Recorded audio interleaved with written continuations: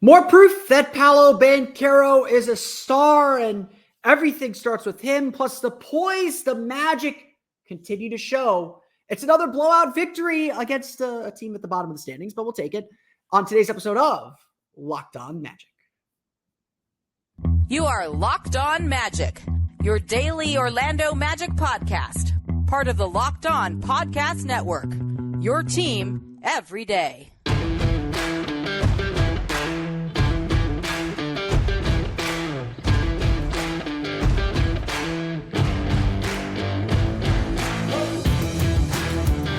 And you are indeed Locked On Magic. Today is March 4th, 2024. My name is Philip Rossman. I'm the expert and site editor over at OrlandoMagicDaily.com. You can follow me on Twitter at PhilipRR_OND.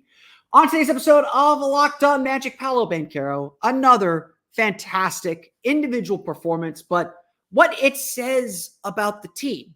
We'll talk about that, plus how the Magic put down the Detroit Pistons, got their first sweep over the Pistons since 1999. Long time. We'll talk about what the Magic did right during this homestand coming up here in just a moment. But first, we want to thank you again for making Locked On Magic part of your day every day, no matter when you listen to us, whether it's first thing in the morning, whether it's right when we upload. We truly appreciate you making Locked On Magic part of your day every day. Remember, there's a great Locked On podcast covering every single team in the NBA. Just search for Locked On and the team you're looking for. Locked On Podcast Network. It's your team every day. Today's episode of Locked On Magic is brought to you by FanDuel. Make every moment more. Right now, new customers get $150 in bonus bets with any winning $5 bet. That's $150 if your bet wins. Visit FanDuel.com/LockedOn to get started today. It's honestly been a while. I will still catch myself saying, man, we have not had a player that could do the things that Paolo Banchero is routinely doing in such a long time. It does really feel like that a lot of things are just different with Banchero.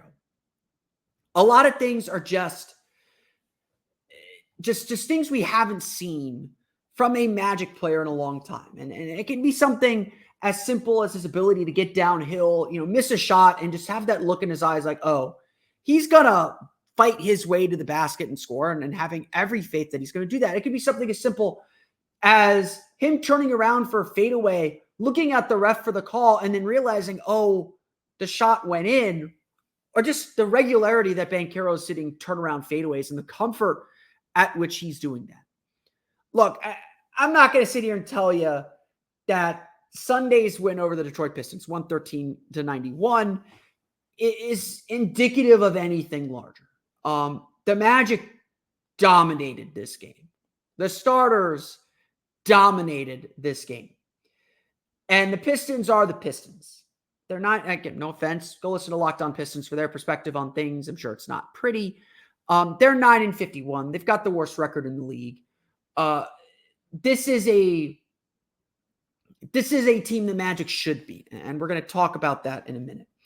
And so the fact that Paolo Banchero had 29 points, 10 for 16 shooting, 8 rebounds, 5 assists, that's not necessarily the important part today. Like, the stats are great. They're star line stats. But what's important is the consistency of it.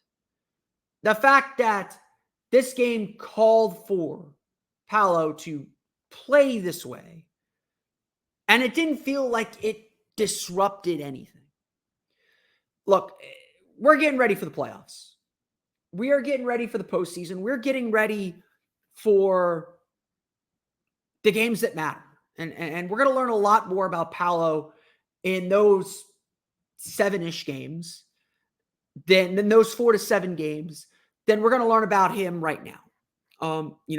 This stuff's important. It's building toward that postseason battle, those postseason games. This stuff matters.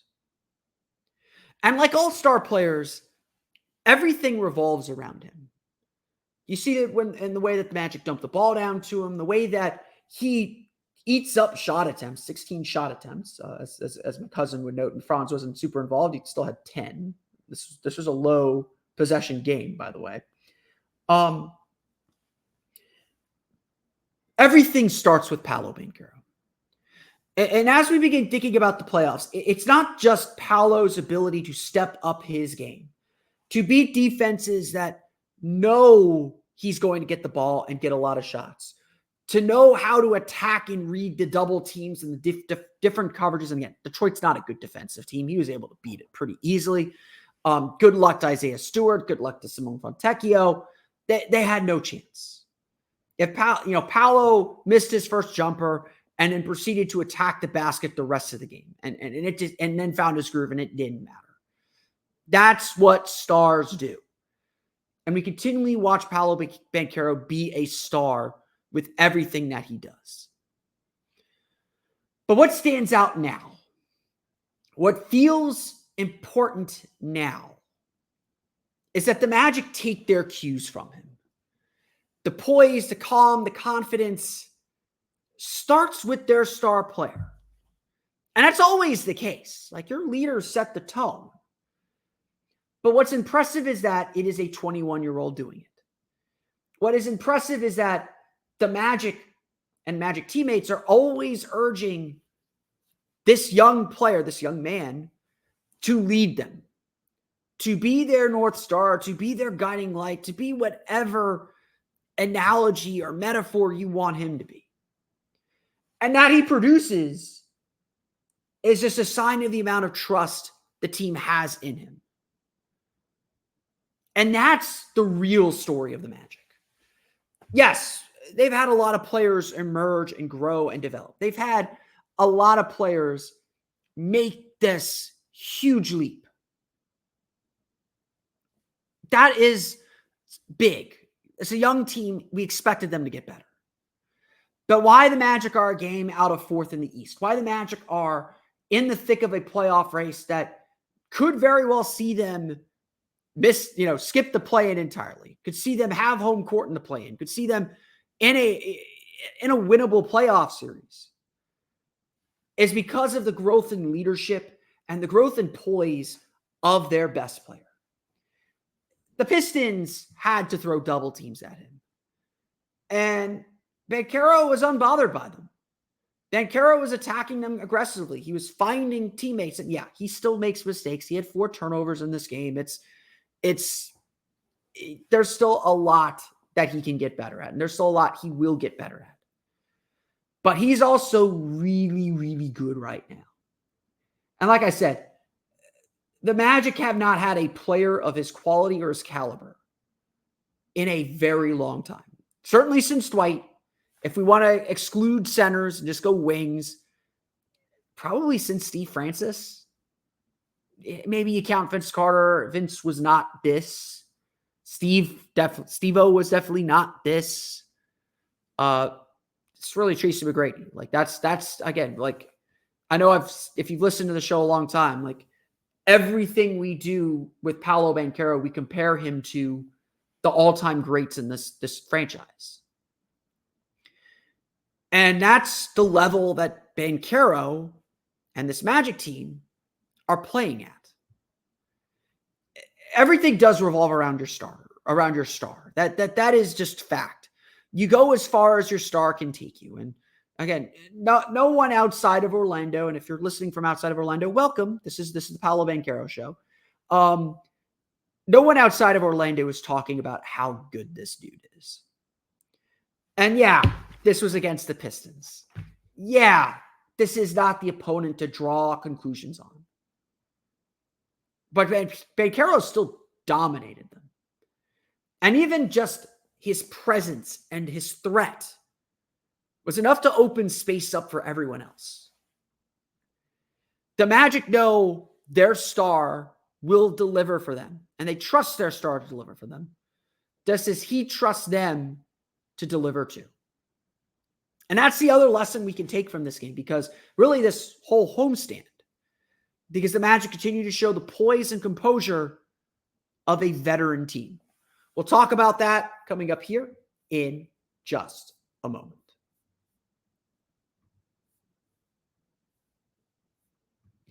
But first, it's time for a quick word from our friends over at FanDuel. The NBA playoffs are going to come really, really fast. We actually hit the final quarter of the season at halftime of Tuesday's game. So we'll do our quarterly review coming up here later this week. We'll talk third quarter MVP questions for the fourth quarter of the season. We'll get to that coming up later this week. And so right now is your time to get in on FanDuel, America's #1 sportsbook. Right now, new customers get $150 in bonus bets with any winning $5 bet. That's $150 if your bet wins. The Magic, by the way, are the best team in the league against the spread, I believe. Covered the spread again against Detroit. Got a couple, Charlotte, Washington, and then a potentially injured New York team on Friday. Magic are a sneaky team to be watching if you're not watching them already. So bet all your favorite NBA players and teams with quick bets, live same game parlays, exclusive props, and more. Just visit FanDuel.com/lockedon and shoot your shot today. FanDuel is an official sportsbook partner of the NBA.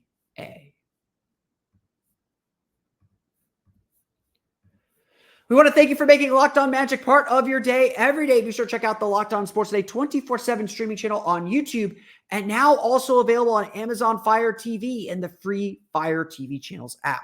Locked On Sports Today is here for you 24/7, covering the top sports stories of the day with the local experts of Locked On, plus our national shows covering every league. Find Locked On Sports Today now available on the free Fire TV channels app. We have talked a lot about the Magic's schedule here to end the season. Magic still, by the way, have the easiest schedule in the league by opponent win percentage, even after their final game against the Detroit Pistons. I'm actually going to double check that because I still think that is true. But no, they don't. They have the third easiest schedule now that Detroit's off the schedule. Miami and Boston have the easiest schedules remaining. Orlando, though, still a very manageable schedule. And we expected that. We still got 2 more games left in this 7-game stretch of games against teams with losing records. And so far, the Magic are 4-1. They have guaranteed a winning record in that stretch, but we expect them to be 5-2, 6-1 in this stretch. One of the Magic's great, I don't want to say superpowers, but one of the things they have grown and shown us this year is they will take care of their business against weaker teams, against the sub 500 teams. And that's not something to look past, especially from a young team. What the Magic showed throughout this homestand, they played Brooklyn, Utah, and Detroit, is a level of maturity and poise that young teams like them typically do not show. This is a confident group. They're playing really well, but they've never won at the highest levels before. They've never won games consistently. Like, they're doing this all for the first time. And so the impressive thing is that the Magic are doing this, that the Magic are able to have a high turnover game against Utah and still come out on top, still make the plays down the stretch to win that game.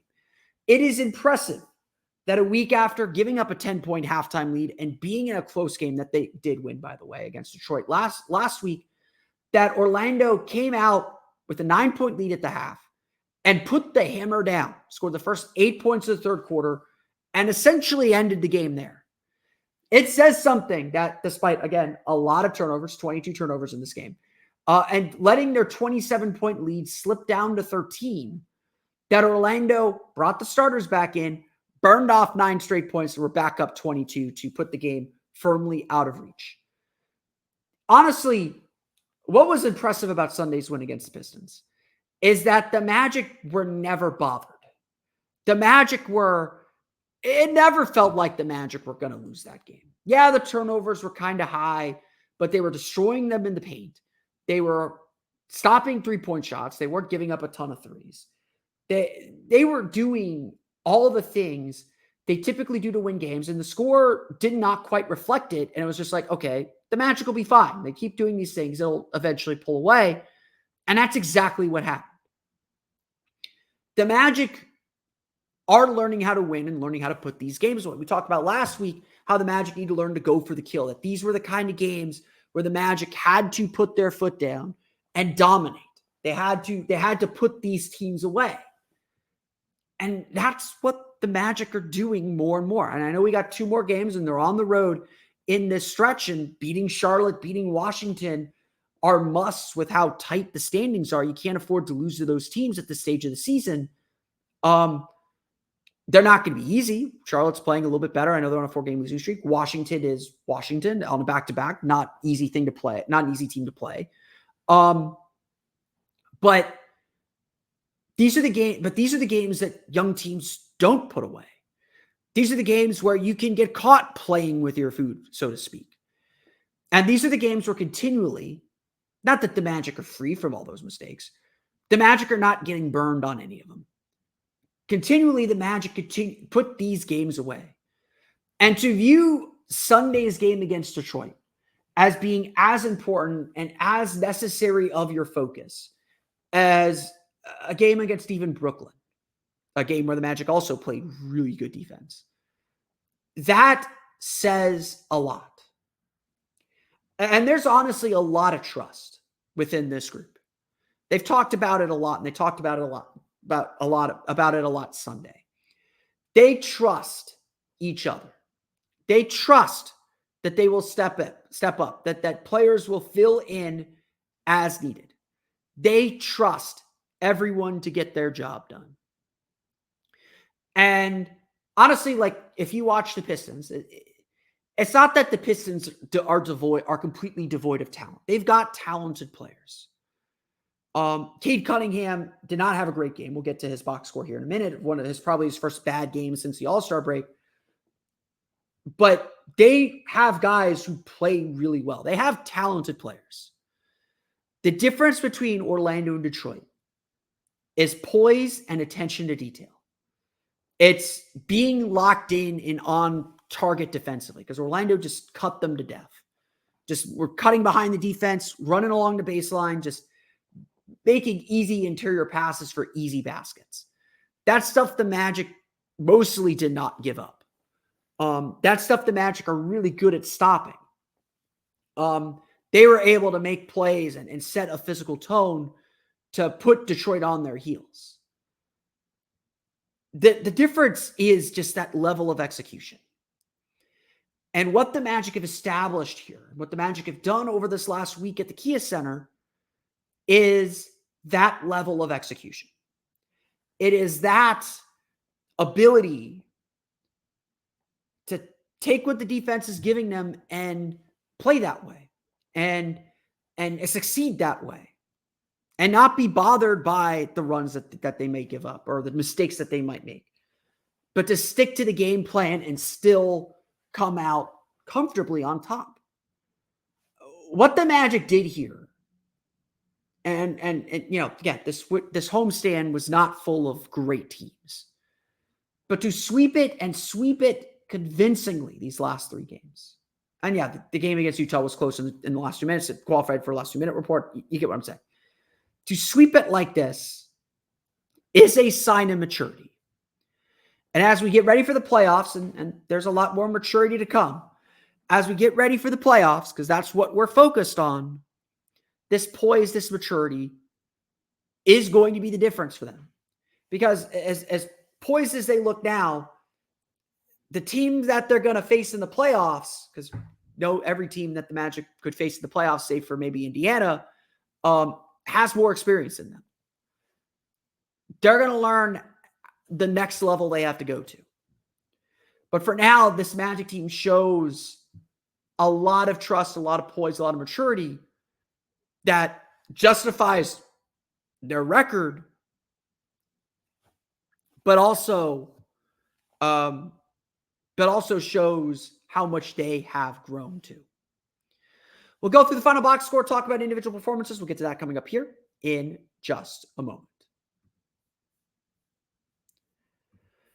But first, it's time for a quick word from our friends over at PrizePicks. PrizePicks is America's #1 fantasy sports app with more than 3 million members. But honestly, the best part of PrizePicks compared to other daily fantasy games is you don't have to worry about those 3 million members. Those 3 million members play because they love the game, not because you're competing against them. PrizePicks is the easiest and most exciting way to play daily fantasy sports because it's just you against the numbers. All you have to do is pick more than or less than on 2 to 6 player stat projections and watch the winnings roll in. Plus, PrizePicks offers some fun promotions like their Demons and Goblins. Demons and Goblins are the newest and most exciting way to play at PrizePicks. Squares marked with red demons or green goblins get you different payouts. Some of them are easier, some of them are harder. You can now win up to 100 times your money with as little as 4 correct picks. That's right, you can turn $10 into $1,000. PrizePicks is really simple to play. You can make your picks and submit your entry in less than 60 seconds. Plus, they offer quick withdrawals, easy gameplay, and an enormous selection of players.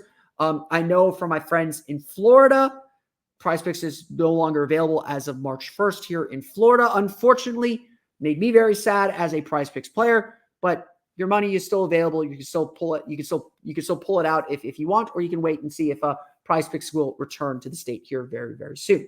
I love PrizePicks. It's a daily fantasy game that I turn to. And again, I'm really hopeful that it'll be back in Florida very, very soon.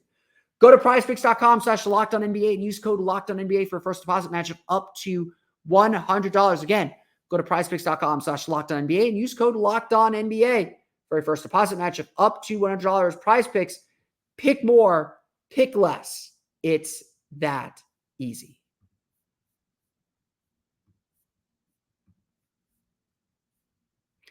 All right, let's go through the box scores. The Orlando Magic defeat the Detroit Pistons 113-91. My favorite stat, I got 2 favorite stats of the night. First, Magic sweep the Detroit Pistons in a season series for the first time since 1999. That is the lockout-shortened 1999 season when, of course, the Magic won a split of the Atlantic Division, ended up the 3 seed, and then the playoffs just didn't happen. It was really weird that the playoffs didn't happen. Certainly the Magic didn't think the playoffs happened that year.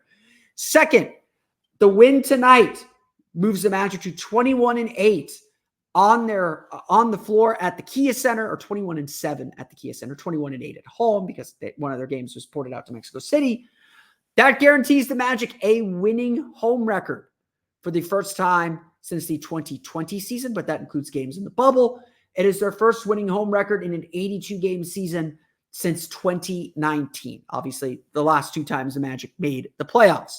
Obviously, there is more to accomplish, and a 21-8 home record is something fun to celebrate. I know last year we really wanted to get that 21st win, or I did. The Magic really didn't in the end. But such a huge step. And again, the other fun note from tonight, the third highest attended game in Kia Center history, 19,459. It was a great crowd. Seeing a sellout like that for a team like the Pistons, that tells you people are really bought into this Magic team. I will say this throughout the entire week. I know we got 3 games before we get there. Kia Center needs to be playoff ready, playoff atmosphere next Sunday against the Indiana Pacers. Such a humongous game. We're going to talk about those games probably on Thursday for Friday's episode of Locked On Magic as the Magic get ready to play the New York Knicks in the other big game of the week. Again, Magic got Charlotte on Tuesday, Washington on Wednesday. Before we get to the Knicks, before we get to the Pacers next week. Let's run through the final box score, though. Fun fact: Paolo Banchero said after the game that Joe Ingles said that Joe Ingles wanted Paolo to make sure everyone understood the starters bailed the bench out this game. Unlike previous games when the bench kind of bailed the starters out, the starters bailed the bench out. And again, like numbers that I'm about to share with you say more about the Pistons than they do about the Magic. But again, like the Magic did the job. Like, say what you want about beating bad teams. You're supposed to win these games. You still got to do the job. And, just because we're not like unfurling the banner or, raising a banner to the rafters for beating the Pistons, you still got to do it. Every win counts the same. And the Magic did the job. So here are the numbers. No Magic starter had a plus minus of less than plus 29. The starters owned their minutes, just completely destroyed Detroit, completely decimated them. Anytime the Magic needed to push the lead out, it was the starters that did the job. Paolo Banchero, 29 points, 10 for 16 shooting, 8 for 9 from the foul line, 8 rebounds, 5 assists, did have 4 turnovers. Just super aggressive all game. Just, something got into him. Like he got a little angry at times and got to the basket, just willed his way to the basket. No one on Detroit was stopping him. Isaiah Stewart's not fast enough to deal with him. Simone Fontecchio is not strong enough to deal with him. The Magic really worked well to find mismatches and create mismatches. Wendell Carter did a great job dumping the ball down to him from the high post. It was just point after point after point. And, Paolo Banchero's gotten so good at that turnaround fadeaway. It's money. You just believe it's going in every time because he's just that reliable. It's just Banchero is such a reliable player now, and it just feels like things are really getting started for him. And like, this is going to be normal. Like, we won't have to pause and say like, man, what a star we have in Paolo Banchero. We're going to be past that here very, very soon because he's gotten so much better. Wendell Carter had 19 points, 5 for 7 shooting, 7 for 7 from the foul line, 8 rebounds, 3 assists. Again, a lot of fouls from Detroit. That was a big factor in this game. But Carter was really good, just really aggressive finishing around the basket, really strong finishing around the basket. You know, having to deal with Duren, having to deal with Isaiah Stewart. That's a big team from Detroit. They do a great job on the glass. But Carter was really, really good around the basket. He did a great job, again, just defensively, just being big and challenging shots around the basket. Had 2 blocks as well. But just an excellent, excellent game from Wendell Carter. Again, this is the game that really shows why Wendell Carter has value.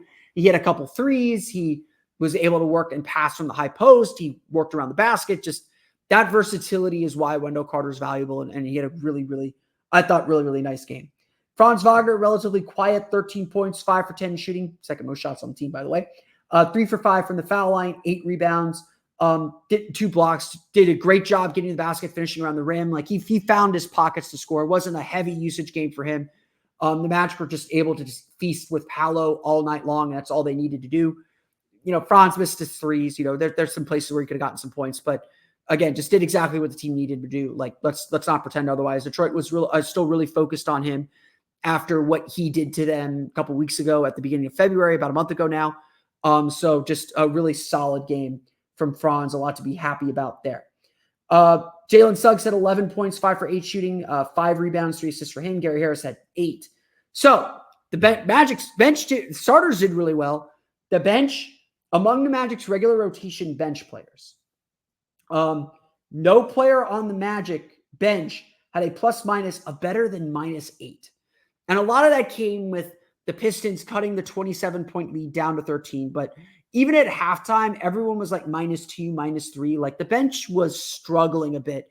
And again, some of that is some of that is the Magic had such a big lead that bench doesn't have a lot of creators. And so they got loose with the ball. They turned the ball over a lot. Again, starters had their fair share of turnovers. Joe Ingles had 3 turnovers. Markel Fultz had 2 turnovers. Cole Anthony had 2 turnovers. It was not a strong game. If the Magic are going to look at the tape and be critical of something, they were way too loose with the ball. And as we said with the 2 previous games against Pistons, the Pistons give you such a wide margin for error because they're not going to always take advantage of it. They're going to struggle in the half court, especially. The Magic defense was really good when it could get set up. Just nothing in the paint. Detroit only scored 40 points, 20 for 37 in the paint. Orlando just did a good job just keeping Detroit from scoring easy baskets and getting back into this game. But the bench did let the lead get down to 13 from 27. Detroit stuck with their bench group because the starters weren't doing anything. And then Orlando just reasserted themselves. They burned off 9 straight points, 4 up 22, and that was the end of that game. Orlando shoots 59.7% from floor. Coming off the bench, let's talk about Markel Fultz. 16 points, 8 for 8 from the floor. Just a really excellent game. And I have to say, like, he played great against Utah as well. The lift seems to be back. Like, he seems to be shooting jumpers more normally now. He's getting off the floor a little bit better. The timing on a shot still is right there. I really love the way that Markel played. He was aggressive, getting the basket, creative, finishing around the rim. Like, he's just so athletic around the rim. He played, maybe turned the ball over a little bit, maybe got lost a few times, which he can do. But just the last 2 games have looked like Markel Fultz looking like Markel Fultz. Like that, this is who Markel Fultz is. And so that is so encouraging, especially going to playoffs. Now, again, no one's going to be worried about his 3-point shooting, and that might ultimately be the downfall and might ultimately be the big problem. But for now, especially coming off the bench, he looks really fresh and looks really good and looks like he's moving around a lot better. And that is a really, really, really, really, really encouraging sign. Orlando shoots 59.7% from the floor, 7 for 23 from beyond the arc. Not a great 3-point shooting game. Second straight bad 3-point shooting game. So maybe the 3-point buzz is going down. They're 20 of 25 from the foul line, so they got to the free throw line, made their free throws. 7 offensive rebounds. They scored 68 points in the paint. They just 34 for 44 in the paint. They just did whatever they wanted in the paint. They got downhill, got to the basket, made interior passes. Detroit's defense was Swiss cheese. The Magic ate up, and that's quite simply what it was. Detroit's led in scoring by our guy Evan Fournier, 17 points, 6 for 13 shooting. Simone Fontecchio had 15 off the bench. Again, the Pistons starters really struggled. Cade Cunningham, only 9 points on 4 for 12 shooting.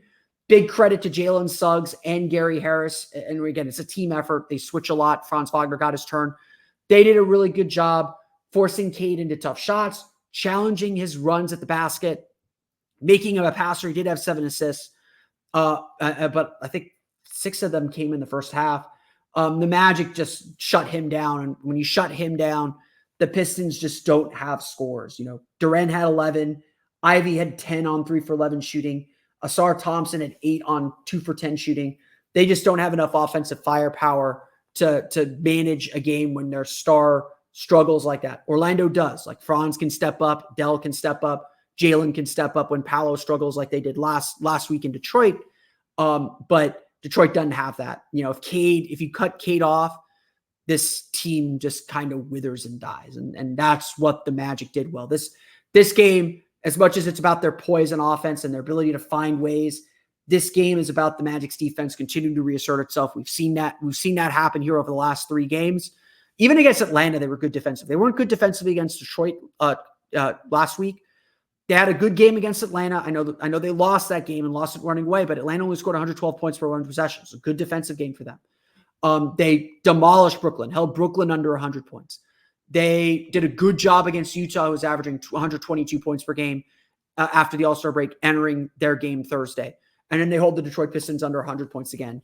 This defense is really starting to assert itself. And yeah, the opponent sets them up for that, but you still got to do the job. And it's better to know that you can do something than you can't. The Magic can do this. They are doing it. And we'll see how much it translates when we get to some tougher competition here in the next couple days.